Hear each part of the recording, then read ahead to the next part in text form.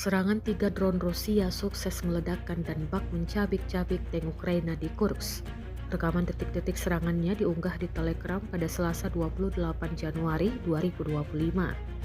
Dalam keterangan unggahan disebutkan, inilah momen penghancuran epik tank Ukraina.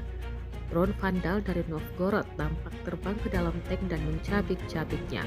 Serangan ini tepatnya dilakukan di Sverdlovskovo di wilayah perbatasan Kursk. Beruntung tentara Ukraina di dalam kendaraan tersebut dapat selamat sebelum ledakan ketiga benar-benar semakin menghancurkan tank.